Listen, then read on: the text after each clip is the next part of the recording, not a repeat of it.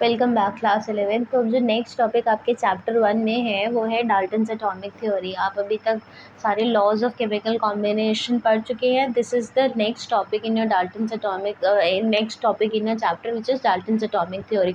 अब डाल्टन ने, जो साइंटिस्ट थे, इन्होंने अपना जो थ्योरी है एटॉमिक थ्योरी, वो लॉज ऑफ केमिकल कॉम्बिनेशन के ऊपर बेस किए। Basically law of definite proportion के ऊपर इन्होंने अपनी केमिकल थ्योरी जो है वो बेस किया एटॉमिक थ्योरी। ही कंडक्टेड सर्टेन एक्सपेरिमेंट्स, कुछ एक्सपेरिमेंट्स कंडक्ट किए उन्होंने और फिर कुछ पॉस्टुलेट्स ड्रॉ किए, कुछ पॉइंट्स ड्रॉ किए जिसको उन्होंने एज एटॉमिक थियोरी प्रपोज किया। कुछ पॉइंट्स जो हैं वैलिड हैं, जो आज भी एक्सेप्ट होते हैं। कुछ पॉइंट्स जो हैं वो उस टाइम पे, क्योंकि फर्दर एक्सपेरिमेंट्स कंडक्ट नहीं हुए थे और ज़्यादा साइंटिस्ट ने डिस्कवर नहीं किए थे, एक्सपेरिमेंट्स नहीं किए थे, तो वो पॉइंट्स उस टाइम पे वैलिड थे, though they are invalid in today's time. So आज नल एंड वॉइड हो गए, इनवैलिड हो गए आज के टाइम्स, ठीक है। तो क्या पॉइंट्स थे उनकी थियरी के? पहला पॉइंट तो उन्होंने ये बोला कि जो एटम है वो किसी भी मैटर का सबसे smallest portion is considered as an atom.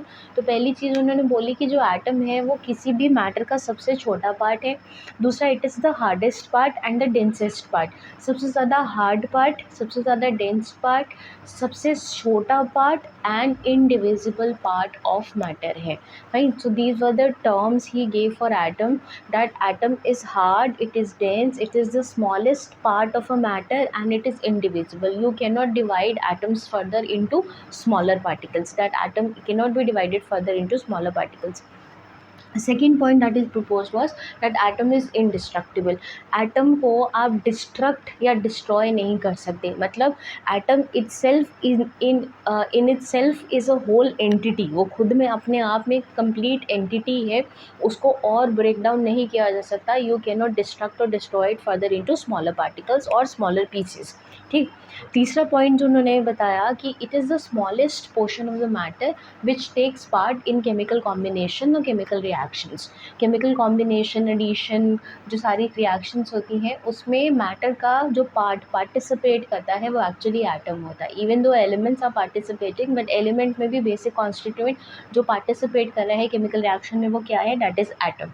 तो थर्ड पॉइंट इन्होंने ये बताया कि कोई भी केमिकल रिएक्शन हो, कॉम्बिनेशन हो, रीअरेंजमेंट हो, आपका डिस्प्लेसमेंट हो या सब्स्टिट्यूशन रिएक्शन हो, उन सब में, ऑक्सीडेशन रिडक्शन रिएक्शन, उसमें बेसिकली हो क्या रहा है? exchange of electrons and protons is happening, and exchange of electrons and protons, if it is happening, then atom is participating in the chemical reaction. Next point that he gave was that atoms combine. ये law of definite proportion से उठाया था उन्होंने। ये law अगर आप ध्यान से देखें, पॉइंट पॉस्टुलेट जो है उनकी थ्योरी का, ये लॉ ऑफ डेफिनेट प्रोपोर्शन से उठाया गया। ये मैं लिख दे रही हूँ क्योंकि कई बार ये क्वेश्चन आता है that which point or which postulate of Dalton's atomic theory was taken from law of definite proportion. This is the point. ये पॉस्टुलेट था जो लॉ ऑफ डेफिनेट प्रोपोर्शन से उठाया गया था। इन्होंने कहा था कि जो एटम्स हैं वो कंबाइन करते हैं। क्यों कंबाइन करते हैं? मॉलिक्यूल्स बनाने के लिए या कंपाउंड्स बनाने के लिए। मतलब एटम्स हमेशा मॉलिक्यूल या कंपाउंड बनाने के लिए कंबाइन करते हैं, और जब भी वो कंबाइन करेंगे वो अपने सिंपल होल नंबर रेशियोज़ में कंबाइन करेंगे। Their combination will always occur in simple whole number ratios, right? So whenever atoms combine, why do they combine? To form molecules or compounds. Whenever this combination will take place, it will always happen in the ratio of, in simple whole number ratios, ठीक है। हमेशा simple whole number ratios में ये phenomenon होगा। ये law of definite proportion है। मैंने आपको बताया था ना, लॉ ऑफ डेफिनेट प्रोपोर्शन में क्या था कि कार्बन डाइऑक्साइड का सोर्स कुछ भी हो, उसमें कार्बन और ऑक्सीजन का जो रेशियो है वो हमेशा 3:8 रहेगा। लॉ ऑफ डेफिनेट प्रोपोर्शन था। So this is what he said कि जब एटम्स कंबाइन करते हैं तो वो सिंपल होल नंबर रेशियोज़ में कंबाइन करते हैं। और लास्ट पॉइंट जो उन्होंने अपनी थियोरी में बताया वो ये था कि एटम्स ऑफ सेम एलिमेंट्स आपको पता है that elements are purest form of substances, they are made up of only one kind of atoms. तो एलिमेंट्स जो हैं, जितने भी एलिमेंट्स हैं, सपोज कीजिए आयरन है, आयरन के घर में एग्जांपल लेके बात करूँ तो iron can be iron, it may be composed of hundreds, thousands, millions of atoms. But what he said was कि किसी भी एलिमेंट के एटम्स, उनका मास और उनकी केमिकल प्रॉपर्टीज़ हमेशा एक जैसी रहेगी। मतलब आयरन के 1000 एटम्स हैं और हर एटम का, जितने भी 1000 एटम्स हैं, हर एटम का मास भी एक ही जैसा होगा। सपोज़ करो अगर एक एटम का मास x है तो 1000 एटम भी जो होगा उसका भी मास x ही होगा। अगर फर्स्ट एटम का मास x है तो 1000 एटम का भी मास x होगा। This is what is said कि अगर जितने भी एटम्स कंबाइन होके एलिमेंट बना रहे हैं, हर एटम का मास और उसकी केमिकल प्रॉपर्टी हमेशा आइडेंटिकल रहेगी, वो वेरी नहीं करेगी। they'll all be equal in their masses and in their chemical properties. they'll not show any variation. Fine. अब इतने प्रॉपर्टीज़, इतने जो पोस्टुलेट्स थे देने के बाद, जब इनकी थियोरी देने के बाद जब आगे फर्दर एक्सपेरिमेंट्स कंडक्ट किए गए, सब एटॉमिक पार्टिकल्स डिस्कवर किए गए, तो 2 पॉइंट्स थे इनकी थियोरी के जो नल एंड वॉइड हो गए। जो पोस्टुलेट्स थे वो जो है वो बिल्कुल भी आज एक्सेप्टेबल नहीं है, they are considered as drawbacks. पहला तो पॉइंट ये है, साफ समझ में आ रहा है, that atom is indestructible. Atom is indestructible why? Because electrons, protons and neutrons were discovered which are further sub atomic particles of which the atom is composed of. जब इन्होंने थ्योरी दी थी तब तक इलेक्ट्रॉन, प्रोटॉन्स, न्यूट्रॉन्स डिस्कवर नहीं हुए थे, तो इसीलिए इन्होंने ये पॉइंट दिया था कि एटम इज़ इंडिस्ट्रक्टिबल। ये पॉइंट आज वैलिड नहीं है क्योंकि आपको पता है मीज़ॉन्स, एंटीप्रोटॉन्स, ऐसे कई सारे जो है सब एटॉमिक पार्टिकल्स डिस्कवर होते जा रहे हैं। हालांकि जो बेसिक या डिस्क्रीट पार्टिकल्स जो बेस बनाते हैं एटम के, वो हमेशा इलेक्ट्रॉन, प्रोटॉन और न्यूट्रॉन ही रहेंगे। ठीक है, तो पहला पॉइंट जो इनका नल एंड वॉइड हो गया वो था atom is indestructible because electrons, protons and neutrons were discovered. Second point जो इनका नहीं एक्सेप्टेबल है वो है ये, atoms of same elements are identical in mass and chemical properties. क्यों? क्योंकि आइसोटोप्स डिस्कवर हुए थे। Isotopes are what? They are atoms of same element which have same atomic number but different mass number, उन्हीं को isotopes बोलते हो। Atoms of same element, इन्होंने कहीं कहा था कि atoms of same elements are identical in mass and chemical properties, लेकिन isotopes do not have same mass, they vary in their mass. Isotopes का एग्जाम्पल क्या है? हाइड्रोजन, ड्यूटेरियम और आपका ट्रिटियम। इसमें अगर आप ध्यान दें तो एटॉमिक नंबर सेम है लेकिन जो मास नंबर है वो वेरिएट कर रहा है, 1 2 3। ठीक है, तो these are atoms of same element but they do not have same mass, they vary in their mass. और क्योंकि मास अलग अलग है तो इनकी केमिकल प्रॉपर्टीज़ भी अलग अलग होती है। ड्यूटेरियम जो होता है आपका वो उसकी प्रॉपर्टी अलग है, ट्रिटियम की प्रॉपर्टी अलग और हाइड्रोजन की प्रॉपर्टी अलग है। Right, so this point was also null, it became null and void, it became as a drawback for his theory कि atoms of same elements are identical in mass and chemical properties। ठीक है, तो अब क्योंकि सब atomic particles की बात हो रही है तो मैं एक बार आपको फिर से रिवाइज़ करवा दूँ, क्योंकि अभी तक अगर क्लास 11th में आके आपको इलेक्ट्रॉन्स, प्रोटॉन्स और न्यूट्रॉन्स का बेसिक डिफरेंस नहीं मालूम है या आपको ये नहीं पता कि वो डिस्कवर कैसे हुए थे, I am again repeating it for you once again, I am just giving you a basic concept. अगर आपको अभी भी नहीं मालूम है तो प्लीज़ कमेंट सेक्शन में मेंशन कर दीजिएगा, मैं आपको बता दूंगी। ठीक है, तो जो है इलेक्ट्रॉन्स कैसे डिस्कवर हुए थे, अगर आपको पता हो, कैथोड रे एक्सपेरिमेंट किया गया था।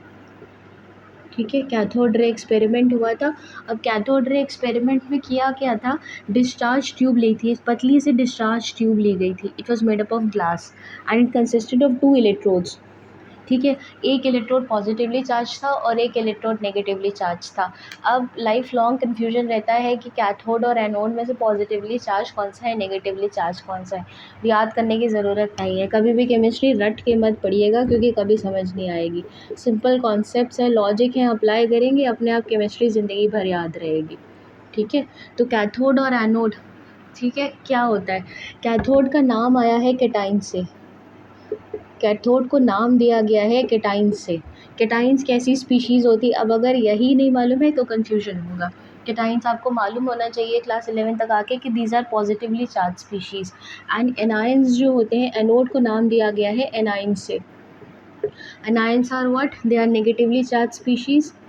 ठीक है, ये बनती कैसे हैं आपको पता होगा कि जब मेटल्स लूज़ करते हैं इलेक्ट्रॉन्स तो केटायंस बनते हैं और जब नॉन मेटल्स गेन करते हैं इलेक्ट्रॉन्स तो एनायंस बनते हैं।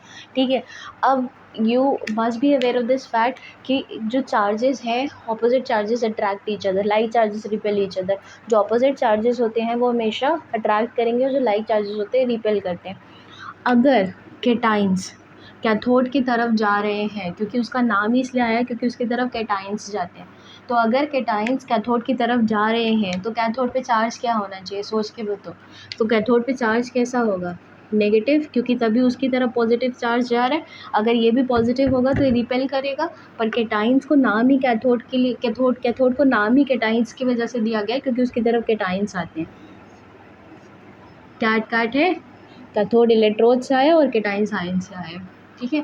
तो नाम अगर आया है तो कैटाइंस पॉजिटिवली चार्ज है, इसका मतलब है कि कैथोड कैसा होता होगा, नेगेटिवली चार्ज।